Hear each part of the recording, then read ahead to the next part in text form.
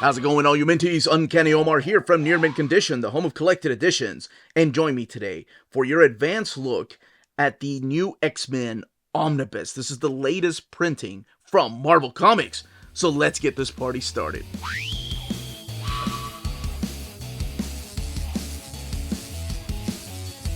And welcome back, everybody.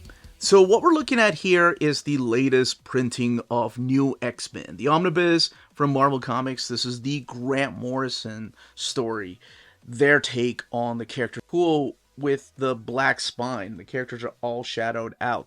And then you have the standard edition spine. That one is drawn by Ethan Van Sciver. So two different spines, two different covers. However, the covers are drawn by Frank Quitely. Everything else underneath the dust jacket is the same. So let's shift the focus back to this. So here we have the new X-Men. So we have Beast, Jean Grey, Wolverine, Professor X, Cyclops, and Emma Frost. That's right, Emma Frost and Jean Grey were like, I don't need any more code names. Those are silly. We're going as Jean Grey and Emma Frost. And the new X-Men logo design. This is really cool. I didn't notice it the first time around, but the logo is read the same upside down and, of course, right side up. And it's also read the same like this. Pretty freaking cool if you've never noticed. The back of the book shows the textless covers that are included in here for the stories. Rated Teen Plus, collecting New X-Men 114 to 154. And annual 2001, which is that landscape annual. So it's never been printed in landscape format like this, because that would have been so freaking weird to have it, the pages sticking out. Now, what I want to do before I go ahead and open this up and look underneath the dust jacket is compare it to my second printing. I believe it's the second printing, and I kept the dust jacket to my first printing. I had a casualty. My first printing fell off of my top shelf when I used to have them upstairs and we had a party. Oh, it was heartbreaking. And it had the fake leather look underneath the dust jacket. But I always liked the actual dust jacket. I always liked that image. But keep that in mind. This is the second printing. It's just the dust jacket is the first printing. So it looks the same. Colors look the same. Maybe a little bit lighter over here in the new printing. Now, you are going to notice the thickness of the book being different. This is the second printing. This is the fourth printing, the latest printing. And the spines of the books, this is no longer an option for a spine. But the logo is the same. And even the back of the book is the same. Evolution, Revolution, Extinction. Different font. And ISBN, looking a little bit smaller. Rated Teen Plus. Collecting the same issues. $99.99. Again, first printing dust jacket. And this one's $125. Let's go ahead and look at it underneath the dust jackets. So even the second printing of this book had this fake leather look to it. Looks like a Marvel masterwork. Whereas this one here has this piece of art from the annual 2001 by Lionel Francis Yu. Alright, so I will say my first printing, the binding was a little tight. My second printing, because I've read this so many times, let me show you how it looks. Needs a little TLC. Looks like I need some PVA glue going here because the glue dried out and looks like it's coming away from the actual ribbon right there. But this is what the spine, or rather, what the binding looks like. So, sewn binding. Also sewn binding in the new printing, but there's a huge difference in that eye. This eye is so much smaller than the eye of the second printing. I will say my second printing, it's a little wonky. Like, I think, must have read it 4 times. Melanie read it. Amanda borrowed it. It's a little warped, and I think that has to do with when it was printed in 2012. They were still trying to figure out how to print something with this many thick pages on it, and it took them a long time to actually figure out the balance. But because you saw the eye, it's a little bit warped. Still love it. Still gonna keep it. Stay. Okay, we're cool. Now, we're going to open this book up, and later on we'll do a comparison to the second printing.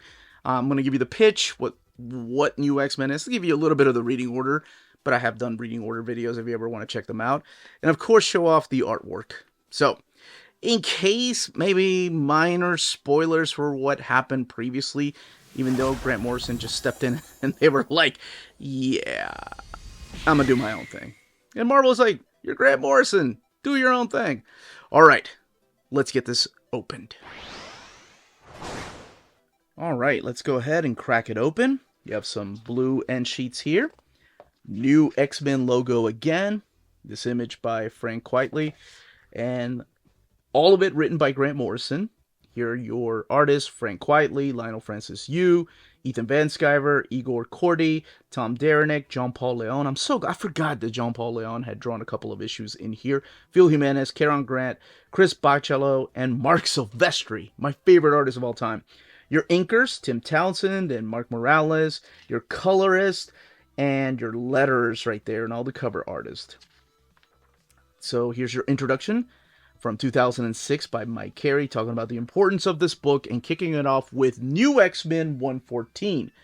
All right, so this collects New X-Men 114 to 154 and annual number 1. Now, what the heck? Where's New X-Men 1 through 113? That is a question that I get asked a lot, so don't feel stupid if you're wondering. There was no New X-Men 1 through 113. It's what was X-Men Volume 2. It was the line that started with Chris Claremont and Jim Lee when they relaunched it with that fold-out cover, and were 5 different covers. And when Grant Morrison stepped to take over the book, they were like, hey, I want to make this my own thing. And Marvel was like, yeah, sure, we'll call it New X-Men. It's the old X-Men are out. This is the New X-Men line. So worry not, there is no New X-Men 1 through 113. The line changed, and don't worry, after Grant Morrison leaves, it will change back to just X-Men. It gets a little bit confusing when you have the other title of New Mutants that turn into New X-Men, the Nuncio de Phillips, and the Cowan Yost title. It got a little bit confusing. That's why I like doing reading orders. All right. So you see here the cover, textless cover, just the number, and then promotional art, which of course became the variant cover. Now, to talk a little bit about X-Men during this time. X-Men was going through a lot of changes, and Chris Claremont had just come back to X-Men. It was his big Revolution storyline. The X-Men had fought in the Eve of Destruction crossover. There was X-Men versus the Apocalypse, the 12. I don't know why I say the Apocalypse. It's just X-Men versus Apocalypse. It's the 12 storyline that had wrapped up, pretty much closing that book on Apocalypse until the next time. So they were going through a lot of changes. And what Marvel wanted to do was modernize them for some new readers. Bring the X-Men into kind of more mature readers' eyes. The movies were doing well. Well, the first movie. The first movie was out in 2000, and this came out in 2001. So Grant Morrison decided to change things up. Okay, we're going to focus on a core team. We're just going to focus on Scott Summers, Jean Grey, Emma Frost, Hank McCoy, Logan, Wolverine, of course, and Professor X. And later on, they added a couple of new members, but that's the core team. And the big other change that happened was also the costumes. They look like the leather costumes from the movies. They wanted to get rid of the idea of spandex because to them it was childish. And that's the one thing I liked about Whedon's run too. That was one of the things I really enjoyed about Whedon's run. Why they needed those colorful spandex costumes. But anyway, Grant Morrison took over the book, and it became a little bit more mature. In the first story arc, we have the idea of ugly mutants running around. Like, even this guy right here, the guy with the 3 eyes, or the 3 faces, is like, wow, you guys are really good looking for mutants. Most of the mutants I know are ugly. So, ugly mutants were back. Do you remember the Morlocks a bunch of them got killed off during the Mutant Massacre? That was the idea, that not every mutant was super good looking. Apparently that was part of their mutation, was to be super good looking. And introduced us to this character of Cassandra Nova, who has ties to Professor Xavier. And she is just right down evil. She wants to make mutants go extinct, but also humans, by using these Sentinels. So her first order of business is to strike and just genocide the country of Genosha, which during this time Magneto was leading. That all happened earlier on in the Magneto storyline by Alan Davis. He had his own little miniseries, and then the Quicksilver series. But that's what happens in the first story arc. So 16 million mutants lost their lives. There were a lot of mutants, with these Sentinels taking over Genosha. And here you go, the population falling. During that time, there were a lot of characters that were living over there, including Emma Frost. And Grant Morrison introduced the idea of second mutation. So Emma Frost, you know, was a telepathic, and now she has the ability to turn her body into diamonds. It was really cool. There's Negasonic, Teenage Warhead from the Deadpool movies, looking a lot different. She survived. There were a couple of other characters that survived. But Magneto is thought to be dead during this time. So I'm saying that because that adds a certain importance to the story that happens a little bit later. This is Sublime right here, who plays a big important part from beginning all the way to the ending without going too much into spoilers. This is the annual that's done all in this landscape format like I was talking about. And then we introduce New Mutants and the idea of Mutant Town to the X-Men. So we have, like, not really good-looking characters like the X-Men, but we have characters that kind of remind me of what Grant Morrison wanted to add to the pages of Doom Patrol. So we have, like, Beak, we have Angel, we have the character of No Girl, we have the character of Glob Herman, and Zorn, the mutant with the star for a brain, and that storyline's really interesting too. But also introduces us to the characters of the Cuckoo, the Cuckoo sisters, the Stepford sisters, and also Quentin Quire, but not in the way that you may think. This is one of my favorite issues, issue 121. It is the Nuff Said issue. So every Marvel title during this particular month was just carried over as a silent issue. Larry Hama, of course, was laughing all the way because he had done it in the pages of G.I. Joe. But this tells a very crucial point in the life of the X-Men and Xavier. Now, something Professor X did towards the very beginning, towards the end of E for Extinction, is he reveals something to humanity that kind of changes the lives of the X-Men and their school. Again, Frank Quietly providing most of the artwork towards the beginning, and then you got Igor Cordy and Ethan Van Sciver doing some of the fill-in art. This is the Imperial arc, which introduces us to new Imperial Guard members. So even though you got all those Imperial Guards memorized, get ready. Because Morrison, well, they added a whole new lot of characters to the Imperial Guard. We have the introduction of the new X-Corps, and these are characters that you've seen around, like Darkstar, Richter, Siren, Multiple Man, M, that are working a little bit like a espionage team. Not like X-Force, but almost like a cop, like a group of cops getting together that are just mutants. This is Phantom X right here, another great addition that Morrison, for the 40 issues, plus the annual that they worked on the book, just added so much mythos to the X-Men. It's insane to think about. They were only on the book for 3 years. And that's it. Oh, this is another one of my favorites. So I do have favorite stories through here, but there's a couple in here that, oh man, do they get my blood boiling, just because I didn't think Morrison understood the characters, or Morrison was just having fun with the characters, and I didn't, like, you mess around with somebody's favorite characters, and you start thinking, wait a minute, did that writer do the research? And I love Grant Morrison's writing. Grant Morrison's writing in superhero books, though, are like a roller coaster. You go for ups, and then there's some downs, and I guess depending what kind of roller coaster rider you are, you enjoy the ups more than the downs. But I felt like that was the way they also wrote JLA. There were some phenomenal stories, and then there were like, this one's not so good. I'm not gonna tell you which ones are not my favorites. You can judge it for yourself if you've never read it. But really interesting concepts. I love the idea of how through Beast, Morrison pokes fun of all, without saying any names, all these edgy creators that were making characters come out left and right, like during this particular era. Characters were coming out as gay, and they take Beast to kind of make fun of these creators that are using that as a edgy writing style. It's very almost meta in a way, the way they write the Beast. And when you read this, you're going to be a little confused because sometimes it is a little confusing to read a Grant Morrison story and what to take in and what to think. Oh, wait a minute.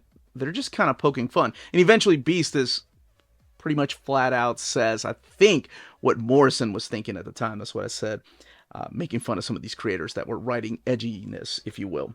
Especially during this time, because during this time we also had the Ultimate X-Men universe, not just Uncanny or Extreme X-Men. Now, I'm going to show you just a couple of pictures here towards the back. This is the Assault on Weapon Plus, and this is Chris Bachalo stepping in for a couple of issues, and it shows the ties that Phantom X has to the Weapon X project. You have the Planet X storyline, which changes up a lot of the things, and it's kind of the final part of Grant Morrison's run on X-Men, but they did end with a 4-parter called Here Comes Tomorrow, drawn by my favorite artist of all time, Mark Silvestri.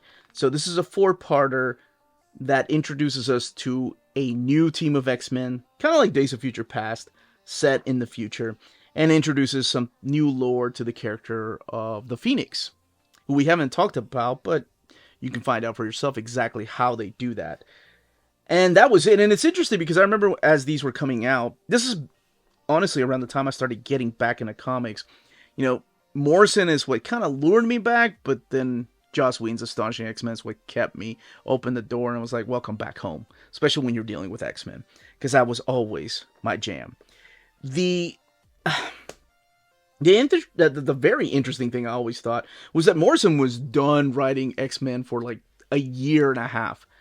So even though the issues were still coming out, they were already moving on to other things.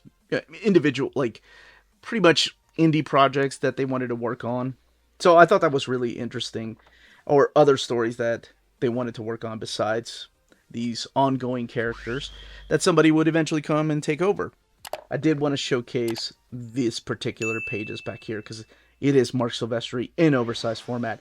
And speaking of oversized format, that's the way I owned these originally. I had the 3 oversized hardcovers, but when they announced the Omnibus, I remember the Omnibus was the first time I'm like, well, I don't need it. I already have them in oversized hardcover. Getting the Omnibus would be just a stupid waste of money.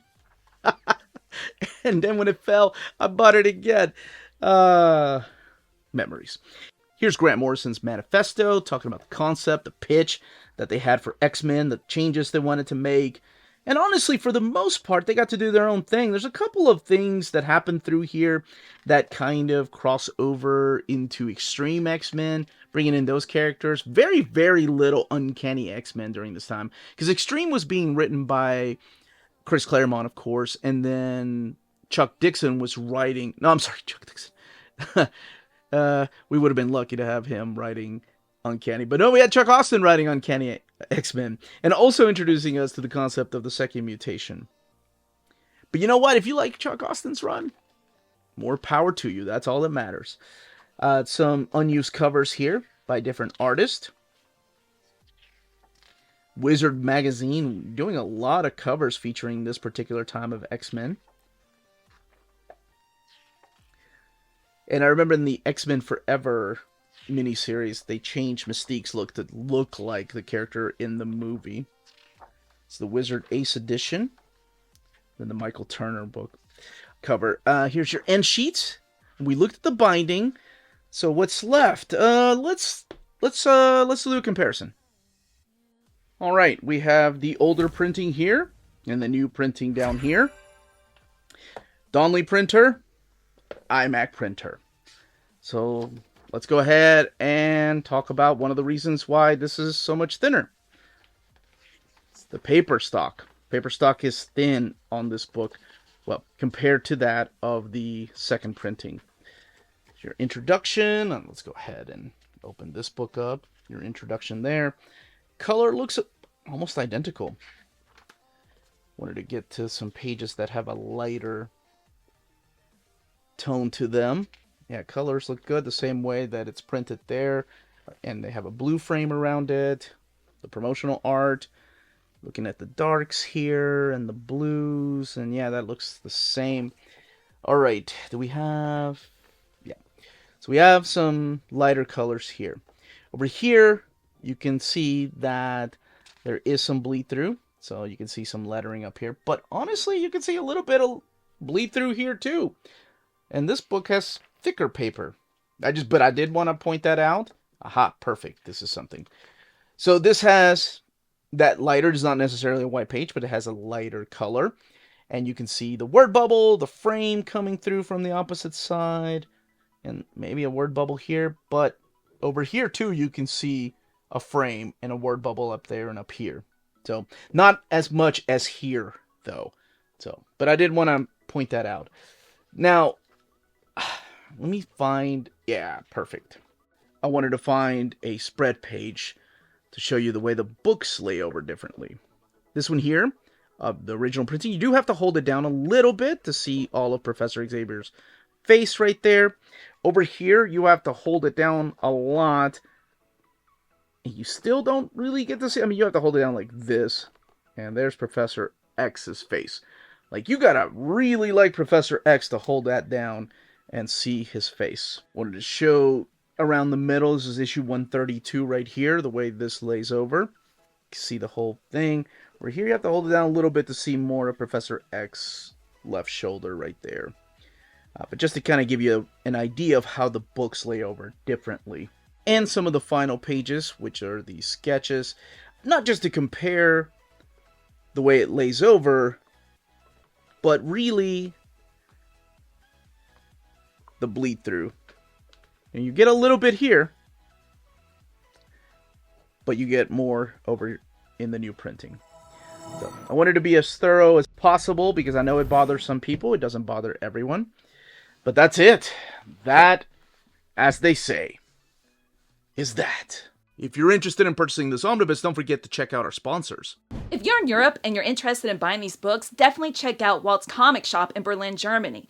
They have the cheapest pre-order prices, flat shipping rate of €12 for all EU countries, emails answered within 24 hours, waltscomicshop.com, and you can use the code nearmintcon at checkout and get free shipping for all EU countries with your first order over €40.